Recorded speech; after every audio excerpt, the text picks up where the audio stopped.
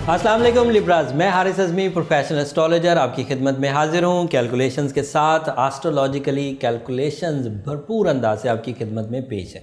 पहले थोड़ा सा प्लानिटी पोजीशन को बयान करता हूँ ताकि आप थोड़ा आइडिया कर सकें, एंड देन फिर जो मेरी ऑब्जर्वेशंस हैं कि इन प्लैनेट्स का इन पोजीशन पर आपकी ज़ात पर क्या असर आएगा वो मैं बयान करता हूँ।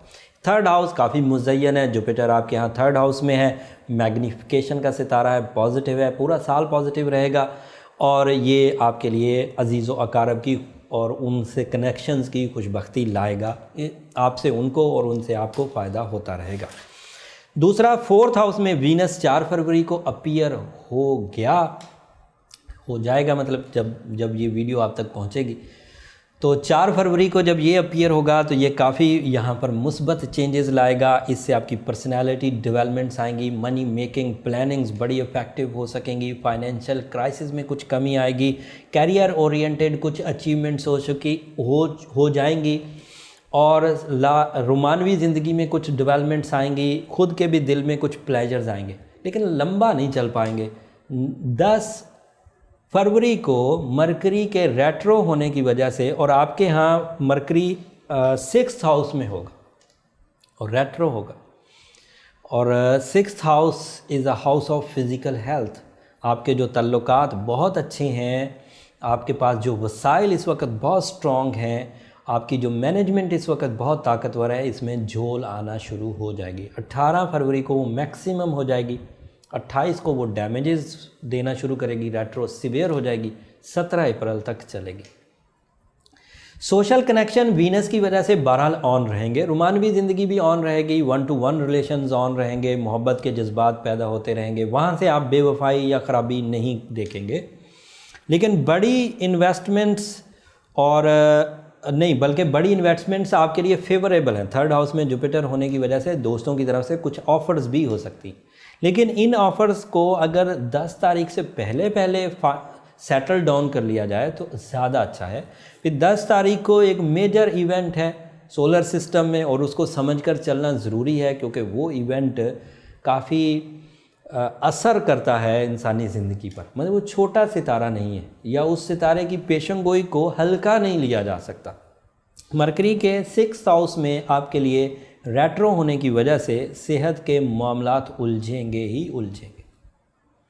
स्पेशली अज़ाए रईसा की परफॉर्मेंस, आप उतने स्टेमिनाइज्ड नहीं रहेंगे, जितना तेज़ी से आप काम कर सकते थे, जितने घंटे काम कर सकते थे, उसमें कुछ कमी तो ज़रूर आएगी और उस काम को भी करने में फ़ोर्स लगाना पड़ेगी, जहन को मजबूर करना पड़ेगा कि ये काम बहुत ज़रूरी है, कर लेते, अदरवाइज़ जहन ब्लैंक सा रहेगा, खाली खाली सा। बच्चे अगर पढ़कर हटेंगे, पढ़कर हटते ही उन्हें लगेगा हमने तो पढ़ा ही नहीं, या जो कुछ पढ़ा है वो हमें याद नहीं, या जो कुछ हमने याद कर लिया था कुछ लम्हे के लिए वो उन्हें फ़ील भी हो कि हमने याद कर लिया था, तो जब उसे कहीं लिखने लगेंगे या कहीं एग्ज़ाम देने लगेंगे तो उनका दिमाग खाली खाली सा नज़र आएगा।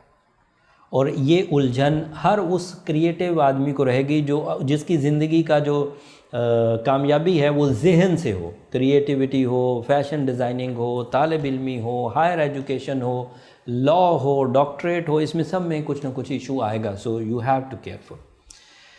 रीढ़ की हड्डी में भी कुछ प्रॉब्लम्स आ सकती हैं। ये मरकरी का इम्पैक्ट बैकबोन को भी इशू करता है। जहनी उलझन का तो मैंने पहले ही बयान कर दिया, क़ुव्वत हाफ़ज़ा की कमज़ोरी मैंने पहले ही बयान कर दी, मैनेजमेंट में कमज़ोरी ये पहले ही बयान कर दी, कामों का वक्त पर पूरा ना कर पाना ये भी पहले ही बयान कर दिया। करीबी लोगों से मिलना जुलना भी कम होगा, ये भी एक पॉसिबिलिटी है कि आप उकताहट में आइसोलेटेड हो जाएं। आइसोलेटेड मतलब अलहदगी पसंदाना सोच के साथ किसी एक जगह अपने आप को रोके रखें। मुसलसल नाकामियों का मुंह देखने की वजह से जो मायूसी जहन पर हावी होती है, उसकी वजह से बंदा अपने आप को एक तरफ कर लेता है। तो इन सारी सिचुएशन को अब आपने फेस करना है। जो आप अपने इरादों से चीज़ें तोड़ लें, जो आप अपने इरादों से चीज़ों को पीछे धकेल दें, और उसके लिए अल्लाह का शुक्र अदा करें कि कोई ट्रीटमेंट नहीं करना पड़ा और चीज़ें खुद ब खुद बेहतर कर ली आपने अपनी विल से ही, अपने इरादे से ही, अपनी कुव्वत से ही। बट अगर किसी जगह आपको लगे कि मैं अपनी तमाम तर कोशिशें कर चुका हूँ और फिर भी कामयाब नहीं हो पा रहा हूँ, तो फिर आपको ज़रूर अपने बर्थ स्टोन की तरफ चले जाना चाहिए, and that is pearls and opal. ये आइडियल स्टोन है आपके लिए जो बहुत कामयाबी आपकी तरफ लेकर आएगा और मरकरी के ये इस पूरे दौर को बैलेंस कर देगा। अगर ओपल की तरफ जाएं तो फायर ओपल इस्तेमाल करें, फ़ाइन क्वालिटी का, वो आपके लिए ज़्यादा मौजूद साबित होगा।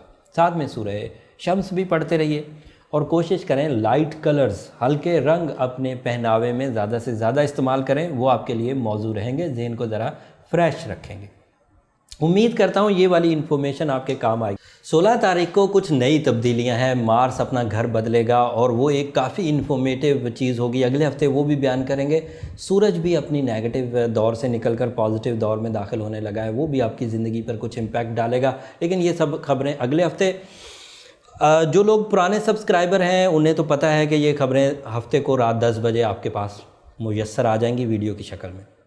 जो लोग पहली दफ़ा वीडियो देख रहे हैं वो सब्सक्राइब कर लीजिए ताकि बर वक्त ये वीडियोस आप तक पहुंच सकें और आप इनसे फ़ायदा हासिल कर सकें। अगले हफ्ते तक के लिए इजाज़त दीजिए। अल्लाह ने के बाद।